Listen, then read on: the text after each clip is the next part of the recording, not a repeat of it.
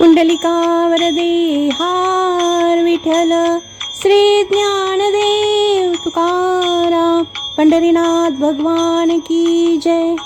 ज्ञानेश्वरीचा 13वा अध्याय हा क्षेत्रज्ञ योग म्हणून ओळखला जातो।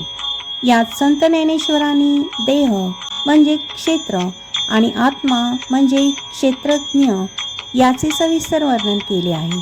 तसेच मानवी शरीर कोणकोणत्या 36 तत्वांनी बनले आहे आणि ज्ञानी व अज्ञानी माणसाची लक्षणे कोणती याचे सखोल निरूपण या अध्यायात केले आहे। ज्ञानेश्वरी अध्याय 13वा मराठी सारांश पुढे दिला आहे। एक क्षेत्र म्हणजे शरीर। या अध्यायात देहाला क्षेत्र म्हटले आहे। जसे शेतकरी शेतातील पिके कापून घेतो किंवा नष्ट करतो, तसेच हे शरीर नश्वर म्हणजेच नाशवंत आहे।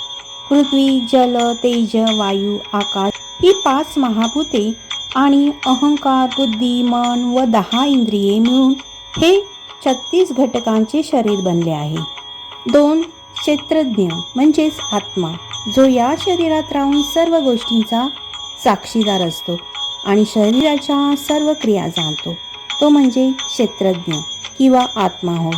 क्षेत्र हे विकारयुक्त आहे, तर क्षेत्रज्ञ हा विकाररहित आणि नित्य म्हणजेच शाश्वत आहे।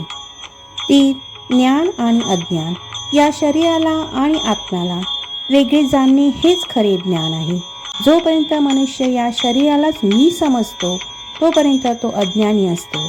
आत्म्याचे मूळ स्वरूप ओळखणे हेच अंतिम सत्य आहे। 4 ज्ञानप्राप्तीची लक्षणे।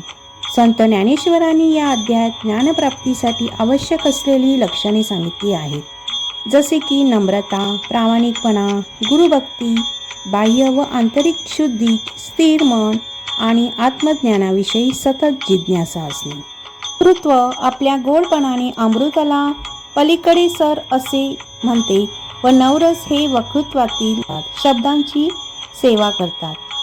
जेव्हा हृदय श्री गुरुचे पाय धरून राहते तेव्हा ज्ञानाला एवढे दैव प्राप्त होते। तर जसे कमळातील तंतू चुरगळतील या शंकेने नाजूक रीतीने पाय ठेवतात, त्याप्रमाणे परमाणूमध्ये लहान जीव आहेत असे जाणून दयेमध्ये आपली पाऊले लपून चालतो।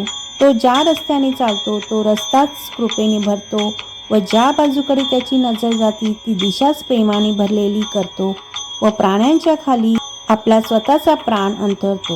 अर्जुना, अशा रीतीने जपून ज्याचे चालणे असते त्या चालण्याचे वर्णन करता येत नाही आणि ते चालणे अमक्यासारखे आहे म्हणून प्रमाण दिले तर ते पुरे पडत नाही। अर्जुना, श्री गुरु चालत असताना त्यांच्या पायामागे जी धूळ उडते त्यातील रजकण तो गुरुभक्त मोक्ष सुखाच्या किमतीचे समजतो। मी गुरुभक्ती संबंधाने किती सांगू?